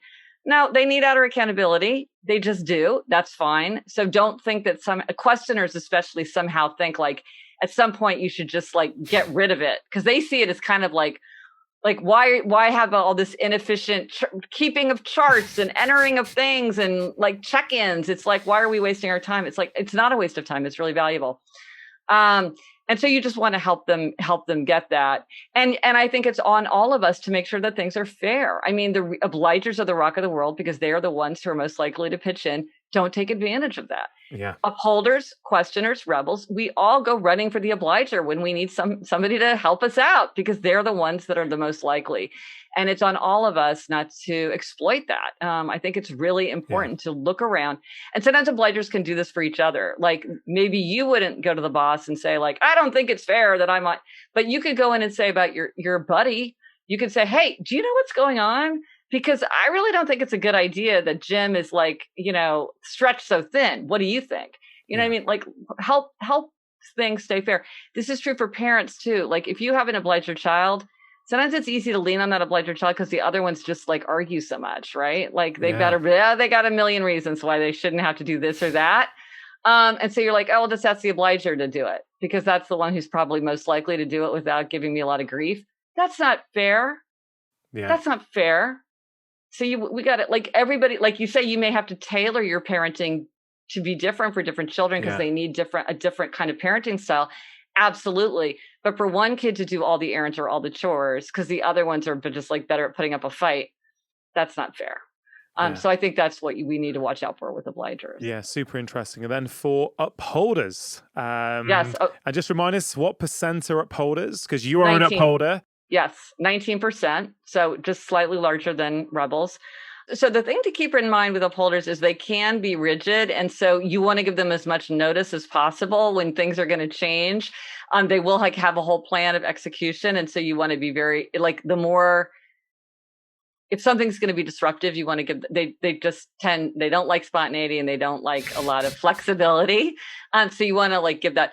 One thing that has come up a lot, I was always aware of this, but it became much clearer to me during the pandemic period, is with the other tendencies. And I'd be curious to see what you saw in your own experience. Like, I think when people are under a lot of stress, a very common reaction, like, let's say you've got your healthy habits, that you're trying to do in normal life. And then I think a lot of people are sort of like, well, you know what? I'm under a lot of pressure. Like things are kind of like unprecedented. I'm kind of going to lighten up on myself. I'm going to ask a little bit less of myself, or maybe I'm going to lighten my load. Whether that's a good idea or bad idea, that's what I think a lot of people's inclination is to kind of lighten up on themselves.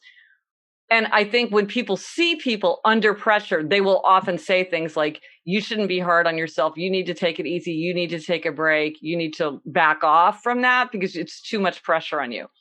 What you see from upholders is that they are actually comforted and reassured by sticking to their habits and their routines. And they will often go deeper into it. And they actually did fascinating research with college students. Some college students during exam period were less likely to read the newspaper, which was their usual habit. Some college students were more likely to read the newspaper, which was their habit. And I'm like, I think that's the upholders. Because for us, sticking to our routines, executing on a plan is very reassuring. And so you saying to your kids something like, oh, I know your teacher wants you to read for a half an hour every night, but like we went to go see grandma and grandpa, so you need to take a night off. Or, oh, you're so tired from practice, I say you should have the night off. That can be make an upholder child very uneasy. Or like they tend to like get really anxious if they're going to be late.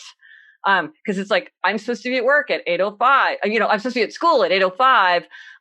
But we might be late. And you as an adult are like, look, you're in kindergarten. It's like, it doesn't matter if you're 10 minutes late. Nobody cares. But to that child, it's like, but that, like that's the plan. They want to execute on that plan. And so you don't comfort them by trying to you think oh, I'm making things easier for you, but you actually make them more stressed out.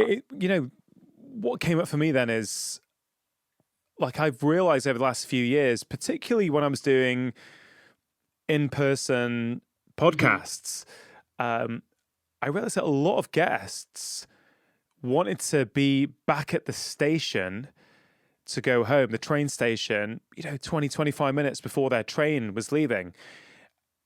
And I was totally confused because I'm very comfortable turning up for 3 minutes, getting my ticket and, literally running up and getting on the train. Very, very comfortable doing that. No. But I've realized there's many people in the world who don't like doing that. And I've had to learn. I've been like, oh, this is really interesting. This is really stressing people out. That's cool. No worries. I'll just take them super early so there's no stress. Do you think that may be people with upholder tendencies? I mean, that's quite an extreme example I gave, but I certainly feel it's something I've seen time and time again, and I've noticed that's very different from me. No, and I think obligers also might be like, hey, look, I got to get home because I told so-and-so I'd be there at 3:30. It's that outer expectation. Because the questioner might be like, oh yeah, it's not why would I waste my time? It's totally inefficient for me to be hanging around a train station for 20 minutes. They also might be very inclined to cut it short. I think that's a great example of how, and again, and sort of it doesn't even matter what the tendency is. Yeah, it doesn't matter. When you see that there's a pattern where it's like, well, it doesn't really make sense to me, but I'm noticing that with other people. It's funny, I do high intensity strength training, and I was just talking to my trainer because he trains, hundreds of people over the years. And he said, people are either 20 minutes early, on time, or 8 minutes late. They're one of those three things. And I'm like one of the 20 minutes early people. And he said, it doesn't matter. And so he had somebody who was late. And he said, well, would it be better if you came at a different part of the time of day? It didn't make any difference because it was about the person. Yeah. I said to Gareth, the videographer who's sitting in with me, I said, Gareth, Gretchen will be on time, on the dot. And you were literally on the dot, Gretchen Rubin wanting to enter the room. And again, I could have been wrong, but from what I'm gleaning from all this research into you and the fact that you're an upholder, I thought Gretchen's going to be bang on time for this. But see, that's a great example of how these little things can just help things work smoothly, because if you're it just can give you an insight into why people are doing what they're doing, especially when you're like, what's your deal? You being like, why would you want to go hang out in a train station for 25 minutes? But it's for some people, that's the right thing for them to do. What are the frustrations for upholders? Because if upholders are finding it no problem to meet outer expectation, no problem to meet inner expectation, I'm thinking that sounds like a pretty rock and roll life where actually there's no problems at all. So enlighten me. One of the signs of being an upholder is whenever you get upholders together, they inevitably start talking about why can't other people just do why can't people just get it together? I've got a friend in mind at the moment who I can just imagine who's an upholder. What is this? And it's funny because I had this exact conversation. I was getting ready to talk to a big group and ahead of time I was talking to just a few people. And somebody said, it sounds like upholders great. Well, what don't people like about upholders? And so I was in the conversation, another upholder, and I said, well, the thing is upholders, we can be pretty cold. And the other woman said, oh, I am so cold. So she's like, I'm so cold. I don't want to hear it. I just want to do my thing. I want you to do your thing. Why, what's all this conversation about? So they can be kind of judgmental, and they can, if they don't understand that people need different kind of setups and circumstances, they can get impatient. And so I think it's really good as an upholder to realize just because something works for you doesn't mean it's going to work for everyone. And you need to think about how to create environments where everyone can thrive. And then they can really experience tightening. I mean, they can become horribly tattletales, The bureaucrats where if it's 1 minute late and it doesn't matter, it's still late and I'm rejecting it. Or you wrote in black pen instead of blue pen, even though it doesn't matter to the copy machine picks it up just as well. It's still wrong. All these things, if you take, there's the inquisitor, is very upholder. So all these things, every medicine can become poison. And so upholders too can be very, if you do the Game of Thrones, I love Game of Thrones, Four Tendencies all over Game of Thrones. And I thought Tywin Lannister was a great upholder. And because he was always marching around being like, why can't anybody in this family do what they're supposed to? Why can't anybody just execute on a plan? He was so annoyed all the time. And for him, it was just like effortless discipline. Yeah. And I thought he shows you how you can be bad. There were a lot of upholders in that show. I found it very fascinating. I mean, this is very enlightening. It's also, I think it's really humbling, Gretchen, that we realize our humanity and the way that everyone's different. Everyone needs a different approach. Everyone needs a different level of hand-holding, if at all they need any hand-holding. And we cannot expect the approach that works for us to work for the world around us. And I think that's, as I say, it's really enlightening. It's really freeing. Gretchen, you train as a lawyer, yet you're writing these beautiful books, coming up with these gorgeously simple but very complex, really there's complexness beneath it, but there's this beautiful simplicity at the top. Where does this come from? What is it that makes you tick? What gets you up each day? Because this is truly brilliant work. Oh, so nice to say so. For me, human nature, that's always been my subject. I wrote a book about Winston Churchill. I wrote that book, Power, Money, Fame, Sex, which to other people seem very much not part of what I do now. But to me, that is what fascinates me, is human nature. Why are we the way we are? Who are we? How can we change if we want to change? That's what I think about all the time. And so each of my books is really is trying to look at it in a different way and try to understand how people are the same, how they're different. I'm unique, just like everybody else. How do I understand? And I study myself all the time, because who do I know better? And one of the things that was really helpful to me with understanding the framework was, after I wrote the Happiness Project, people kept saying to me, but how did you get yourself to follow all those resolutions? And I would say, well, I thought they would make me happier, so I did them. And they would say, even more puzzled, but how did you get yourself to do them? And I was like, I truly don't understand what you mean by that question. What are you talking about? But it kind of stuck with me. And I was like, that's a really important question. What is the answer to that question? And the answer to that question is, I'm an upholder. And that's what upholders are good at, is setting an aim and following through with it. And so to me, it's really understanding human nature, myself as kind of the guinea pig that's closest to me and always available. But then also any other information that I can get to try to understand what's going on in the world. Yeah, absolutely incredible, Gretchen. Look, I think your work's amazing. I think you're helping so many people. I think everyone should go and do that quiz. Gretchen's mentioned the link. I'll make sure the link is in the show notes as well for anyone who wants to jump on and do that quiz to find out what their predominant tendency is. Gretchen, to finish off, this podcast is called Feel Better, Live More. When we feel better in ourselves, we get more out of our lives. And, I love people coming to the show to learn about themselves, how to think differently, how to act differently, how to really get more out of their lives. So I'd love someone with all your wisdom. I wonder if you could share some sort of practical tips here at the end, so that people who've been inspired can actually think, okay, you know what? I like those two things. I'm going to try and apply them in my life right now. Well, I know you're with me on this one. Sleep. I really do believe you have to get enough sleep. And it's one of these things where you adjust to thinking that you trained yourself to get by on 4 or 5 hours, but you really need to get your sleep. And no matter what your tendency, if you are exhausted, everything is going to be harder. You're going to have less patience. You're going to have a weaker immune system, less focus. It's just all the things that would make you happy that you should do, and they would make you happier, feel like just too much work.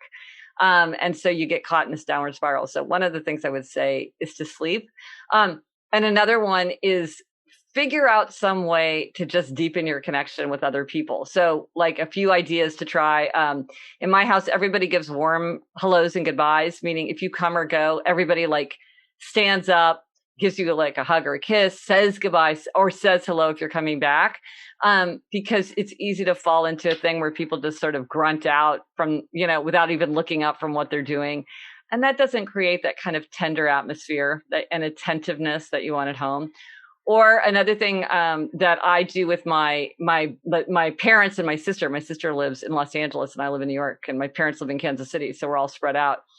Is from time to like every 5 or 7 days we send an update email, and it's called Update. And you just write in the most boring things, like just what's going on in your life on the most basic level. And the motto of Update is it's okay to be boring. But what you realize, and we all know this in everyday life, when you see people all the time, you have a ton to tell them. But when you see people rarely, it's like, how are you? I'm fine. What's new? Not much. And I find that like I have so much more to say to my parents and my sister when I really know, just on a, very, very granular level, like, did they go to Costco today? It's funny how much that matters. So sometimes you really can find these little things that can move the needle for you. Oh, fantastic. Great words of wisdom, great insights for people to reflect on. Gretchen, you've obviously got your podcast as well, which, of course, I think people should listen to. I think it's really, really great. Thank you so much for making some time for me today. And I look forward to chatting to you again at some point in the future. Oh, absolutely. I love talking to you. So thanks so much for having me. If you enjoyed that conversation, I think you are really going to enjoy one that I had with Esther Perel, all about relationships. It's right there, so give it a click and let me know what you think. This notion sometimes that people have that you have to know yourself first, you have to love yourself first, and then you can go and be in a relationship, never made sense to me. Because